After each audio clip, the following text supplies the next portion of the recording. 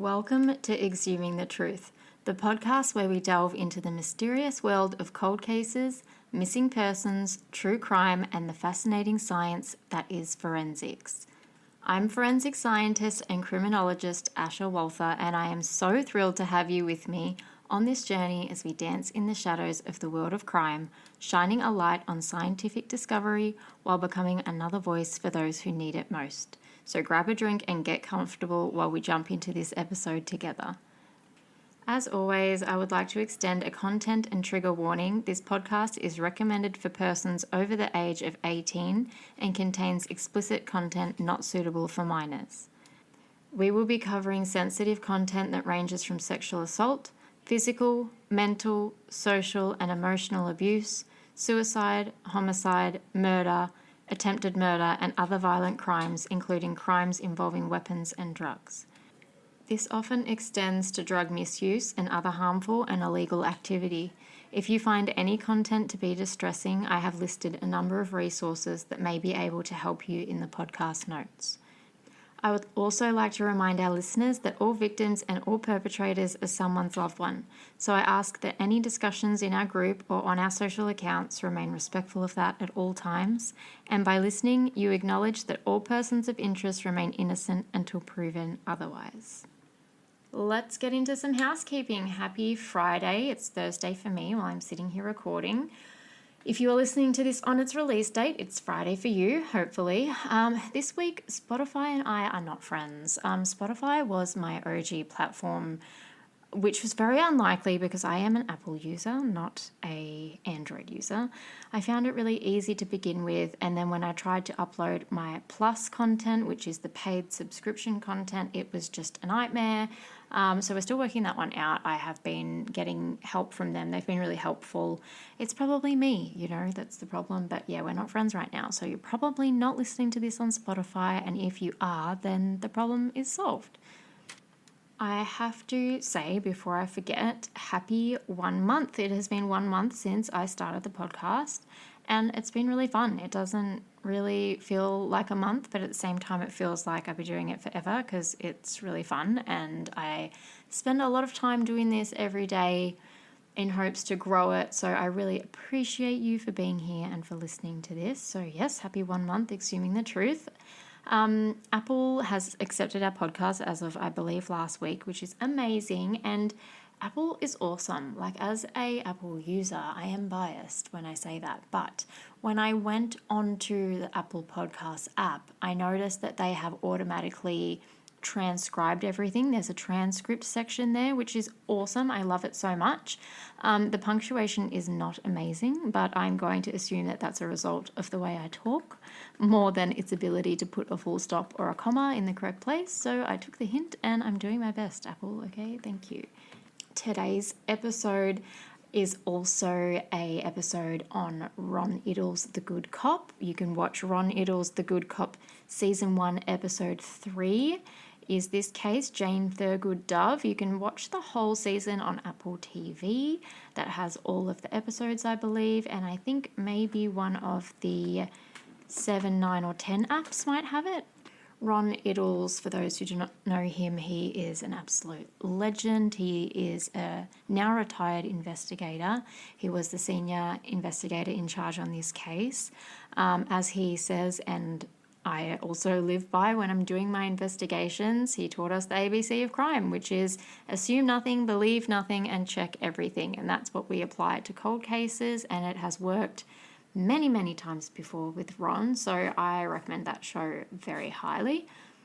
I've recently started a little group with some friends and family called Wednesday Waffles, and I thought I'd extend it here, even though it's not Wednesday. We will come up with another name for it, but basically everybody goes through and says their favourite part and their worst part of the week, and it's just a really nice way to check in and make sure everybody's going okay and keep up to date with our friends and loved ones' mental health. So I'm going to go for it.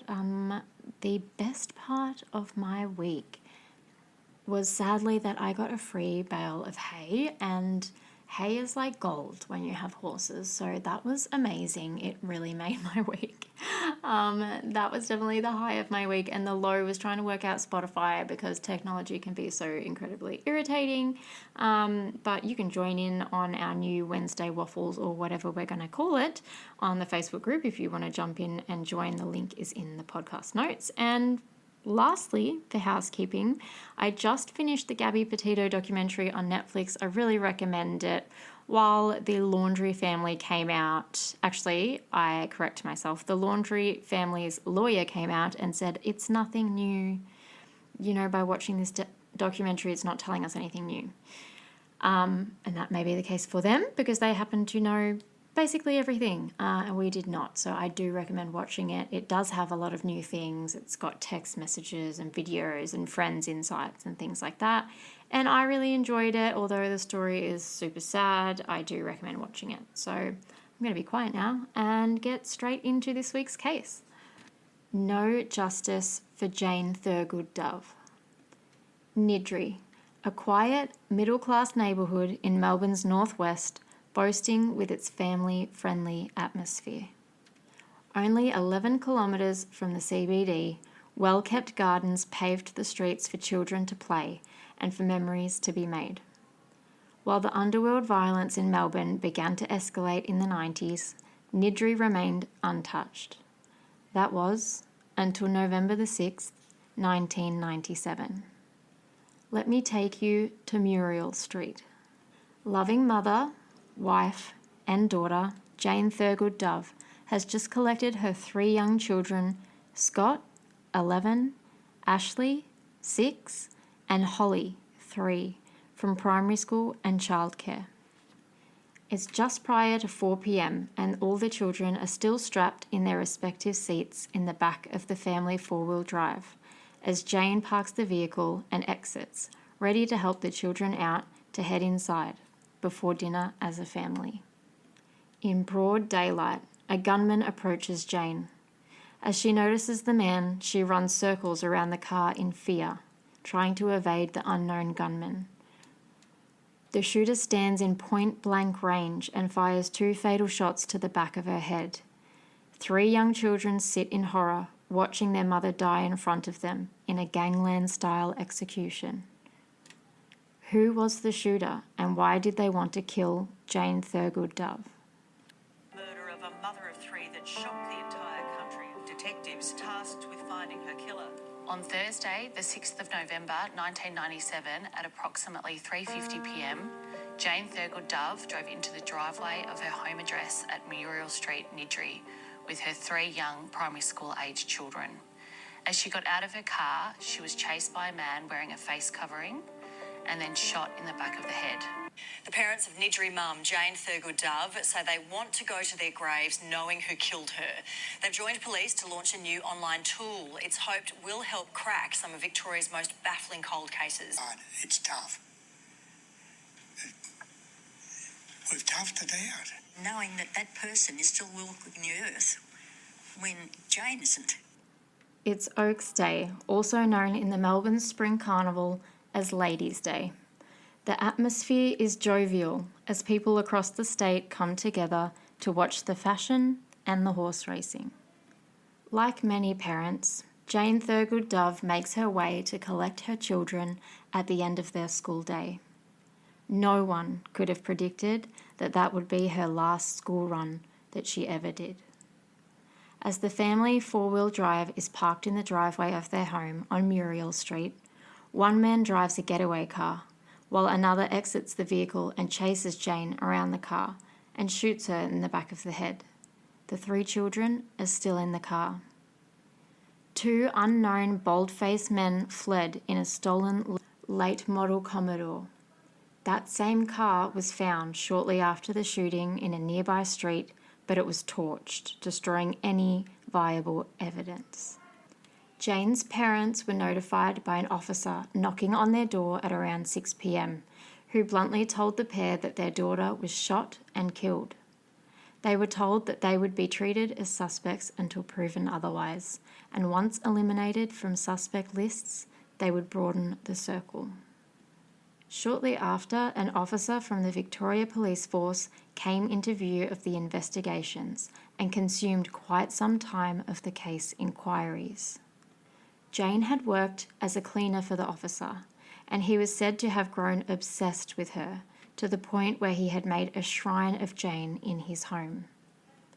Investigators quickly uncovered the shrine while also learning that he had used Jane's date of birth as his computer passwords and also tried to purchase the very plot in the cemetery next to where Jane was buried. The sworn officer refused to speak or to give his DNA, but agreed to do a lie detector test.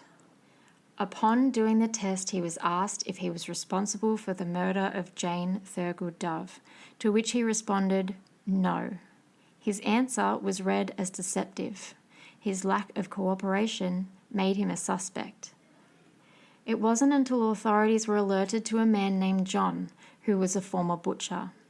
He had fallen into a crowd that included a corrupt ex-solicitor named Philip Peters. Peters was known as Mr. Laundry. A former client of his says that this is because he can launder money. Peters had told John that he wanted to drug, abduct and murder the underworld figure Peter Kipri. Peters wanted Kipri as he blamed him for a $200,000 insurance fraud ripoff gone wrong. Peters had said the plan was to take Kipri to an isolated location where he had built a secret cellar underground.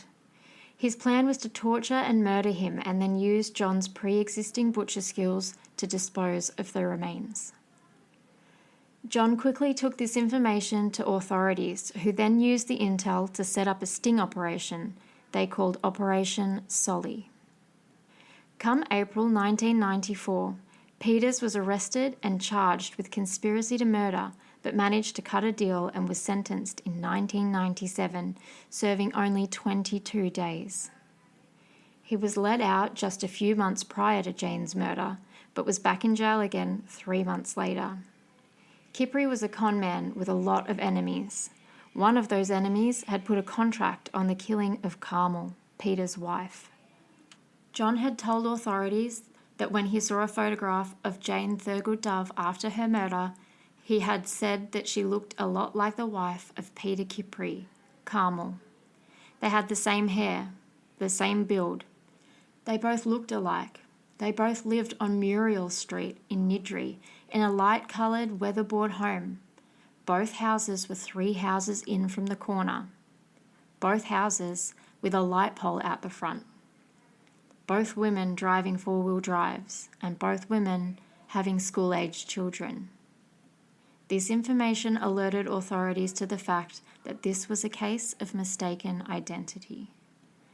The Kipri family suddenly started to fortify their home before Peters was released from prison, and they stopped their children from playing outside and in the street.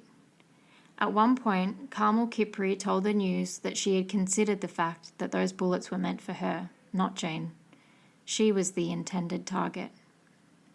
Just weeks later, they packed up and moved. Despite stalking Jane Thurgood-Dove for 3 to 4 days prior to her death, the shooter and the getaway driver were unaware that they had picked the wrong corner, the wrong house, and ultimately the wrong target. The media quickly caught wind of the case being a case of mistaken identity. They quickly started reporting on the involvement of criminal gangs. While he was incarcerated, Philip Peters made friends with a person involved in a major drug syndicate, with links to Geelong bikies. This person said that bikies led by Stephen John Morty were hired to kill Carmel Kipri. Morty was said to be the gunman and Jamie Reynolds was said to be the getaway driver. After a large monetary value being placed on information into alleged involvement, a witness came forward saying that Jamie Reynolds had said, "We got the wrong Sheila." For over a year and a half, Stephen John Morty stuck to himself with the fear that if he left the house, he would be identified as the shooter of Jane Thurgood-Dove, the wrong woman. The murder bared 2 witnesses, one of whom managed to positively identify Stephen Morty by way of photograph as the alleged shooter, and Jamie Reynolds as the getaway driver. Come September of 2001, Stephen John Morty died due to drug abuse. From there, the plan was to offer a deal to Jamie Reynolds in order for him to cough up information on who put the contract out on the hit for Carmel. In April 2004, days before senior lead investigator Ron Iddles was set to pounce on Reynolds, he died in a boating accident in Barwon Heads. At this point, as read in his book, Ron Iddles said that the crucial resources were moved into Melbourne's gangland war scene, also referred to as the Piranha Task Force. This meant more people and more resources were taken from Jane's case, among other cases. It was then that the parents of Jane Thurgood-Dove became understandably upset with law enforcement and felt they were unfairly treated. This inspired them to pen an open letter to the then Premier. Indemnity is still on offer, along with a $1 million reward to anyone willing to give evidence against the person who organised this hit on Carmel Kipri. John and Helen McGill, Jane's elderly parents, are desperate to have closure before they are gone, and in their words, they just want justice for Jane before they die. Mrs. Thurgood-Dove was shot at close range in front of her 3 children by a pot-bellied man who was assisted by a driver. Her 10-year-old boy saw her bleeding to death. The impact on the children has been phenomenal. I know that there is still somebody out there who knows, who holds the key to all this. And we can only still continue to appeal and beg that you come forward. Police say 2 men fled the scene in a stolen late-model Commodore. So that brings us to the case discussion. Thank you so much for sitting through that. This is a really sad story. It's really good to sit down and watch and listen to it on Ron Iddles, the good cop. He is such a good man, and if anybody can solve a case, it's him. So I have no doubt that he put all of his effort into this. I know that he did say resources were taken away, which is just incredibly unfortunate. I am one for believing that someone has died, we investigate this, and we continue investigating this until it's solved, and we don't drop it, and we don't, throw all of our resources away. Sure, we can share some around, but I just don't believe in leaving a case hanging like this, particularly when her 2 parents, John and Helen McGill, are elderly and they want to rest knowing that justice has been served for Jane. So if I just recap there, the shooter and the driver have passed away. They're dead. So the person who put the hit out is potentially still alive. We do not know that for sure because we don't know who it is at this point, but that would be the justice that they're seeking, would be finding that person who put the hit out for Carmel Kipri and those people being brought to justice. So I know you probably have 100 questions about the Vic Pol officer who was initially in question. Super weird. I was disturbed by this case entirely, particularly with the children involved and the fact that she was innocent. But this Vic Pol officer totally freaked me out. He actually thought that the husband had killed Jane initially. That was just his go-to thought. And so he didn't want to speak as he thought the husband did it. And he thought he did it because he found out about this officer's obsession with Jane. So when he did the lie detector test and said his response was deceptive when he answered no to being responsible for Jane's death, he actually at the time had thought he was in part responsible. So that's just to explain that section, and we didn't leave that part hanging because that's something I had to look into further because I thought, why did they just drop that? But there's that. He did think he was involved in way by, being obsessed with Jane and thinking that the husband did it. But of course the husband did not. And I must add that her husband did also do a lie detector test. That was quite early on as well. He was considered a suspect along with her parents, but he passed that test and was cleared as the parents were. So that just didn't really get a mention because it didn't really lead us anywhere. But I am so incredibly uncomfortable with this officer and his actions, particularly since he's supposed to be a trusted member of the police force. So I hope that he was seen to appropriately and that was actually dealt with and not just left, because that's just incredibly inappropriate.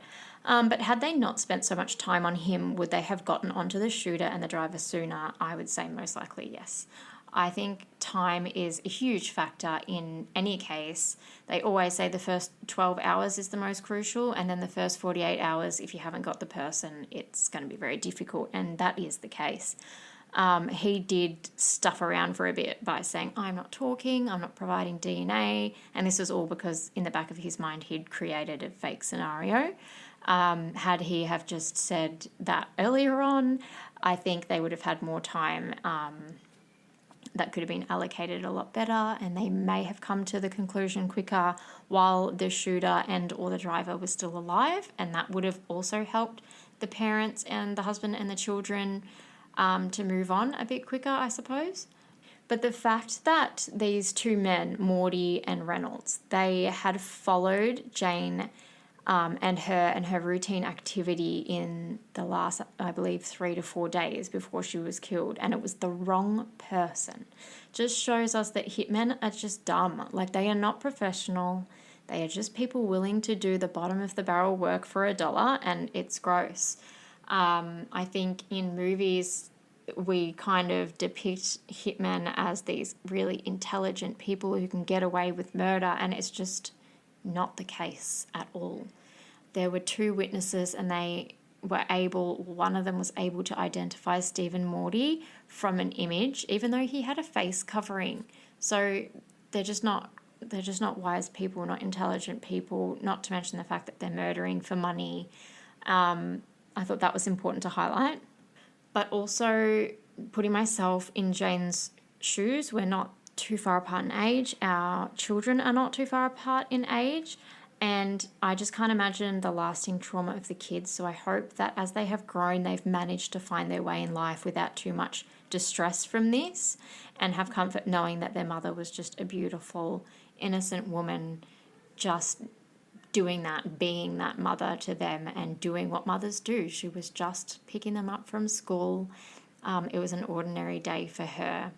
And it's incredibly sad. And I know that the media tend to carry things a lot, and I hope that they've been able to live a life that they're proud of. I know that Jane would be proud of them either way. She sounded like a really beautiful, loving mother and wife and daughter, so it just makes it that extra bit sadder. But like we were saying, nobody's been punished for this murder, sadly, so it's a gross injustice for Jane and for Jane's family and for her children who are now grown. As I said, she was only 34 at the time, so she had a whole life ahead of her with her children, essentially. She's missed out on seeing her children grow up, and her oldest child was 11 years old at the time. And that's going to be something that might weigh incredibly heavy on him. We don't know what his recollection is, but I would imagine it's not a good one, and that's no way for any child to live with that sort of memory. In terms of forensics, I would say if this case was to happen like this year or around these sorts of times, I think we would definitely be examining the ballistics, so the bullet that was used in Jane, the gunshot powder residue, the bullet shell analysis. They may have even been able to collect any evidence from the torched old Commodore. I'm unsure of the exact state, but I know it would be very difficult to get anything from that vehicle. I believe that while things have advanced since then, I think that at the time they were assigned the strongest, most thorough investigator in Ron Iddles. If you want anyone on your case, you want him. So I think they were, for lack of a better word, lucky in that sense to have Ron. I think he really does try and get justice for the family, so I think he was an incredibly invaluable tool, and I have no doubt in my mind that if Reynolds hadn't passed away in a boating accident, that Ron would have got a good outcome from going to him and trying to cut a deal. And I think this case is one that is open and will remain open for some time, because it's not unlikely, that it can't be solved. I think that this definitely can be solved. I think somebody obviously always knows something, and it's just a matter of the right person coming forward. And with that monetary value still sitting there, it's $1 million. I have no doubt someone will try and claim it. I hope that whoever does have information that is going to get justice for Jane and justice for her family. So on to forensic fails this week. I have a very controversial one, and I love controversial things, so I'm going to go straight in with it. So for this one, I am doing the Australian case of Lindy Chamberlain and the death of baby Azaria Chamberlain in 1980. So Lindy and Michael Chamberlain were camping at Uluru when their 9-week-old daughter Azaria disappeared from the tent. Lindy claimed that a dingo had taken her baby, but police and forensic experts cast doubt on her story, leading to one of Australia's most controversial wrongful convictions. So in convicting Lindy Chamberlain, there was a faulty blood analysis.